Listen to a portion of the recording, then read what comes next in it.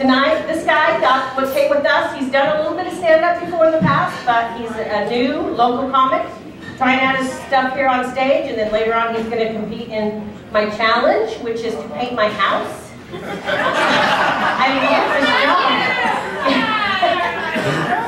so put your hands together right now and give it up for Mr. David Christiansen.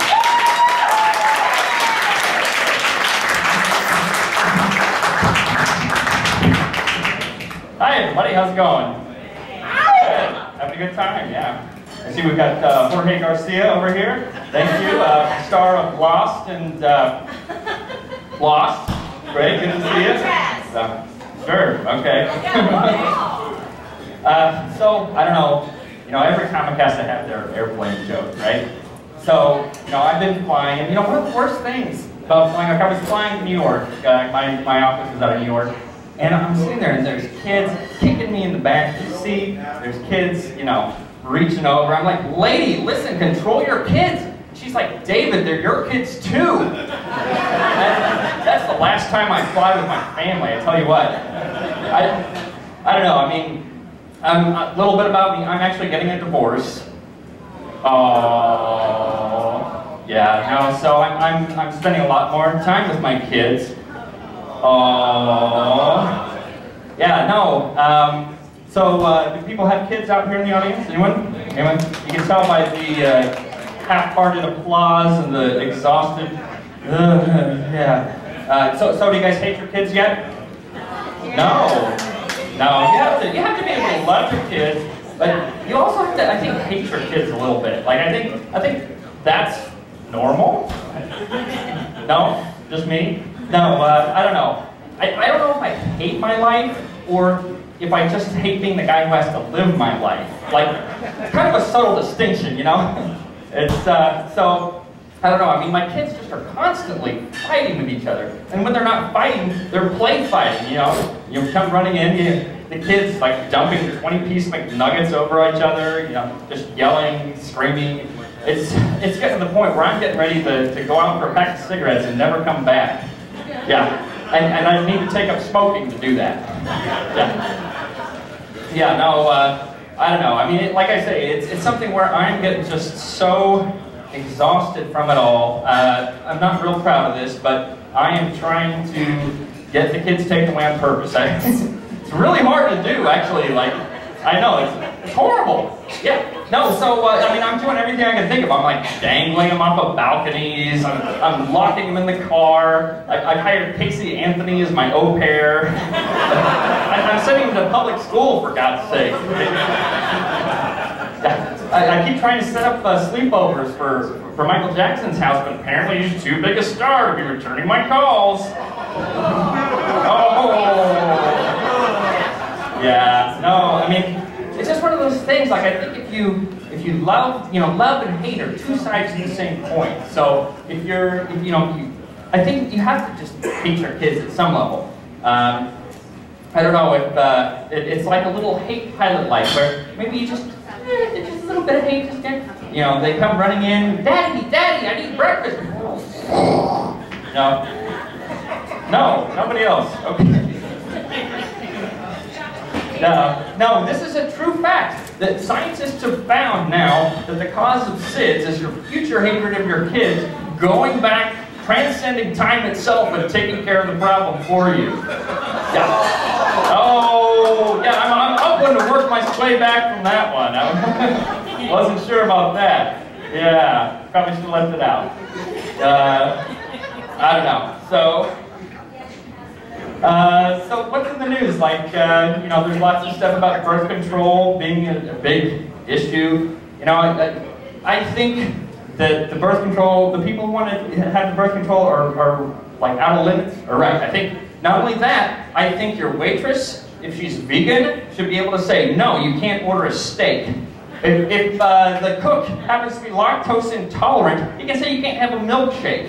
The Sherwin-Williams man, if his favorite color is blue, that should be the only color paint you should buy. Yeah, I believe all those things. So, I don't know, lots of other new birth control things in the news. We've got men's pills now, where men can take the pill. Tell you what, ladies, that's going to be an interesting little exchange there. So we've got, that'll be one pill that you know, your man's going to be taking that right in the morning. He's going to be taking that, and Levitra coming in at 6 in the morning with breakfast on a tray. Hey, how's it going, honey? No, nobody else. Just me. I'm the only one that's doing that.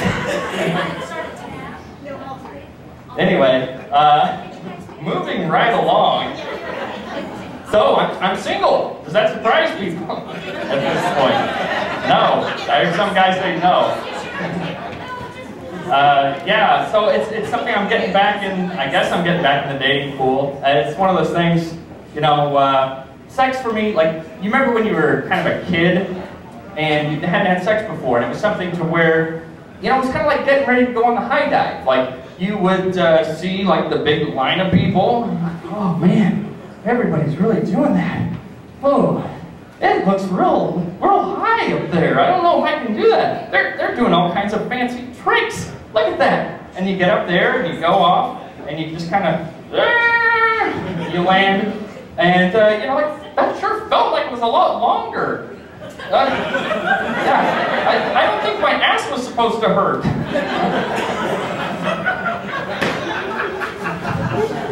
Somebody's getting a kick out of that one, huh?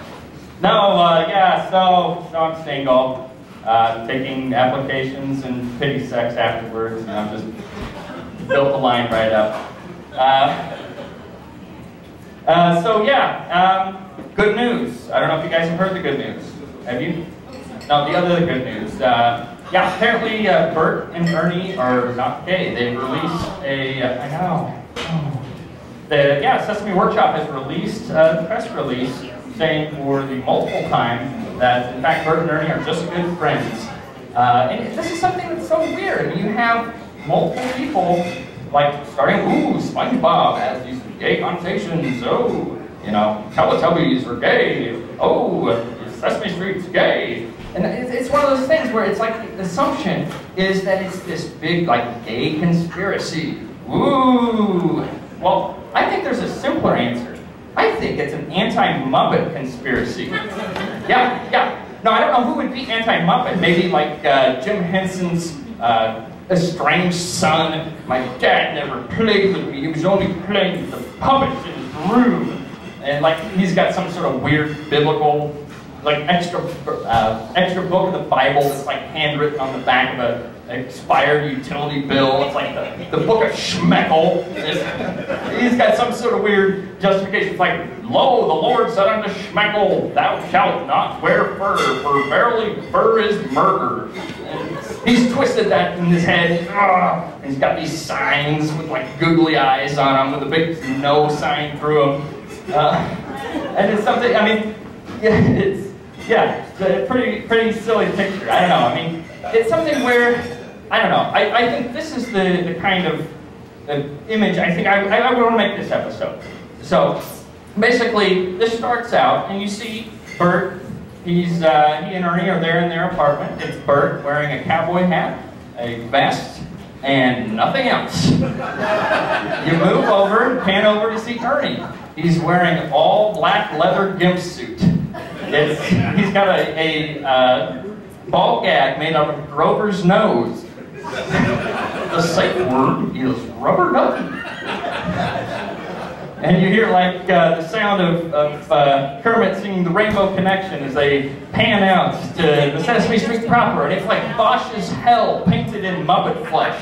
You've got, over here on one side, you've got Prairie Dawn and the two-headed monster having a menage 2.5 right next to the Finger Me Elmo. And then over here, you've got the Count, and he's like, there are 1, 2, 3 fists in my ass. You've got Big Bird, and he's having a deep throat contest with his nose. You've got you've got Oscar busy felching the Twiddlebugs. You've got no one knows what felching is. Look it up on the internet or ask your kids. You've got Mr. Snuffleupagus giving trunk jobs out next to Oscar's trash can. And above it all, like the voice of Dionysus, you hear, "Me love pussy, Pieces of pussy are falling out of his mouth. So I'm still waiting to hear back from Sesame Workshop. I don't know what happened with me. Anyway, David Christiansen, great to be up here. Thank you, guys.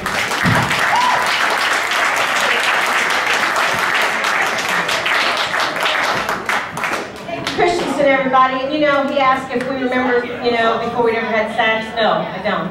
It's a long time ago. But I do know that the good thing about being old and knowing sex is that I can do it at a stoplight. Okay, because I know what I like. I don't need a lot of messing around. Let's go and let's get busy with it.